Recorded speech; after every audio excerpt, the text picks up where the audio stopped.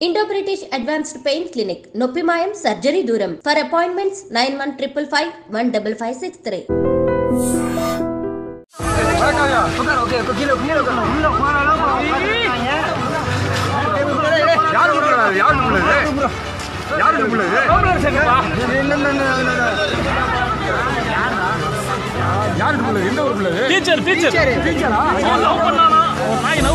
ఈ మధ్య కాలంలో క్రైమ్ ఎంత భయంకరంగా పెరిగిపోయింది అంటే చెప్పనవసరం లేదు. ఎందుకంటే రోజు ఏదో ఒక ఇన్సిడెంట్ ఎక్కడో ఒక చోట ఎవరినో పొడిచారనో వార్త కావచ్చు, లేకపోతే ప్రేమ పేరుతో వేధిస్తున్నారు అన్న వార్త కావచ్చు, ఇది ఫ్రీక్వెంట్గా వస్తూనే ఉంది.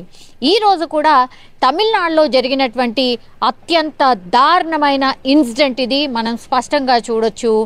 ఈ పిల్లలు మోసుకు వెళ్తున్న ఆ లేడీ ఎవరైతే ఉన్నారో వాళ్ళ టీచర్ ఆమె పాపం క్లాస్ రూమ్లో యాజ్ యూజువల్గా ఆమె పిల్లలకు పాఠాలు బోధిస్తున్న టైంలో ఒక వ్యక్తి క్లాస్ రూమ్లోకి రావడం, పిల్లల ముందరే ఆమెను కత్తితో పొడవడం, ఆ తర్వాత ఆ పిల్లలే హాస్పిటల్కి పాపం వాళ్ళ టీచర్ని మోసుకొని తీసుకెళ్ళి హాస్పిటల్కి తరలించడం.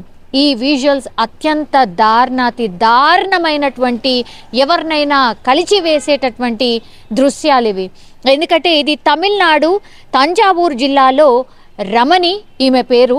సో ఈ రమణి అనే టీచర్ని చాలా కాలంగా అక్కడే అంటే ఆమెకు పరిచయం లేనటువంటి వ్యక్తి కావచ్చు, లేదంటే ఆమె ఇంటి పక్కలో ఉన్నటువంటి వ్యక్తి, ఆయన పేరు వచ్చేసి మదన్.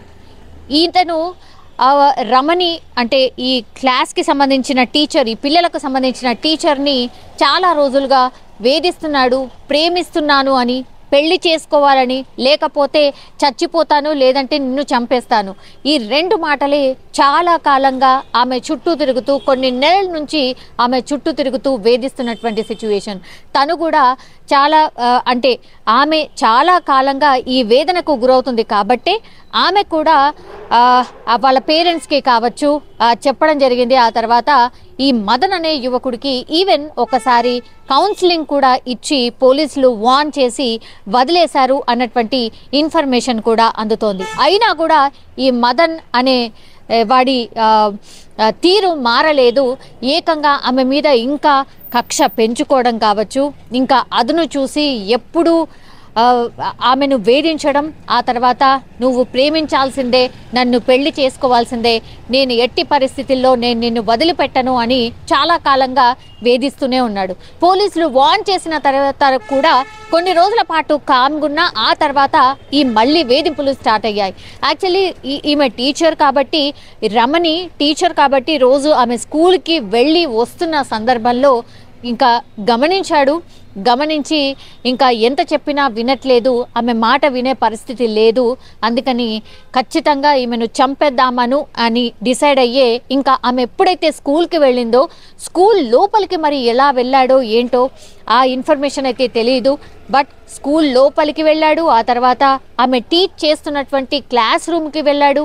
దెన్ ఆ పిల్లలు ఎవరైతే ఇప్పుడు ఆ టీచర్ని మోస్తున్నారో ఆ కళ్ళల్లో పాపం ఆ పిల్లల కళ్ళల్లో ఆ భయం కావచ్చు, లేకపోతే ఆ బాధను స్పష్టంగా మనం చూడొచ్చు. రోజు పాఠాలు చెప్పేటటువంటి టీచర్ని పిల్లలే వాళ్ళు మోసుకొని హాస్పిటల్కి వెళ్తున్నారు అంటే ఎంత హృదయ విదారకమైనటువంటి సంఘటన. ఆ భయం కావచ్చు, లేదంటే అసలు ఏమీ తెలియని పసిపిల్లలు ఇట్లాంటి పరిస్థితిలో వాళ్ళని చూసినప్పుడు మాత్రం ఎవరైనా సరే చలించిపోవాల్సిందే. పాపం తెలిసి తెలియని ఏజ్. అండ్ ఈ మధ్య కాలంలో ఈ సెల్ ఫోన్స్ వచ్చిన తర్వాత పిల్లలకు మరీ తెలియకుండా ఏం ఉండట్లేదు. బట్ ఇట్లాంటి ఇన్సిడెంట్ కళ్ళ ముందరనే ఒక వ్యక్తి వచ్చి వాళ్ళ టీచర్ని పొడిచి వెళ్ళి ఆ టీచర్ని వాళ్ళు పట్టుకొని మోసుకొని హాస్పిటల్కి తీసుకువెళ్తున్న టైం అసలు ఎంత భయంకరమో లైఫ్ టైంలో వాళ్ళు అసలు మర్చిపోలేటువంటి సంఘటన. తీరా చూస్తే ఆ టీచర్ని హాస్పిటల్ తీసుకువెళ్ళే లోపే ఆమె నిజంగానే వాళ్ళ చేతుల్లోనే ఆమె చనిపోయింది. సో ఇంత హృదయ విదారకమైనటువంటి సంఘటన.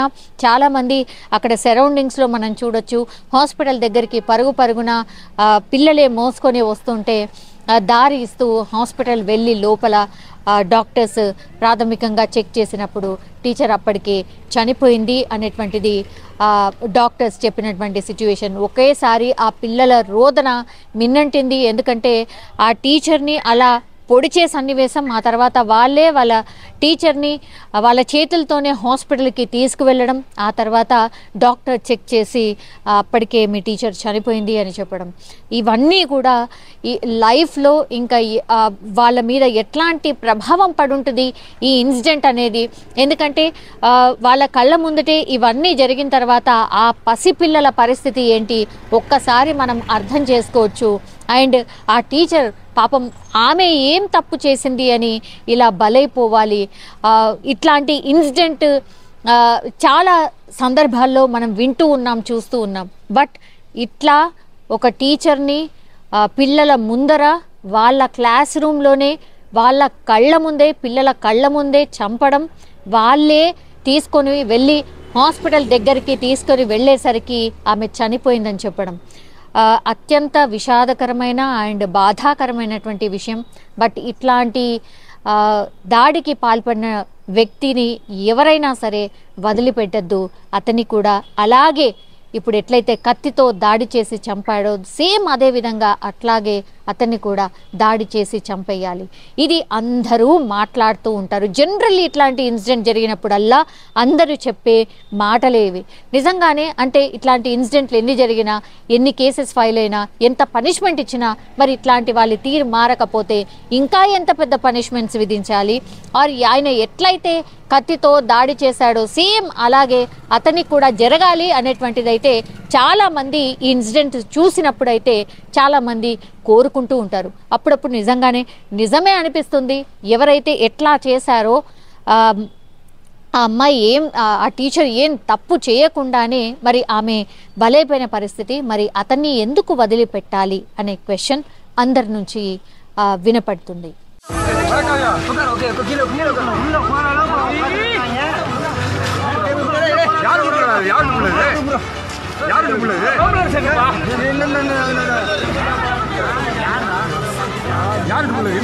டீச்சர்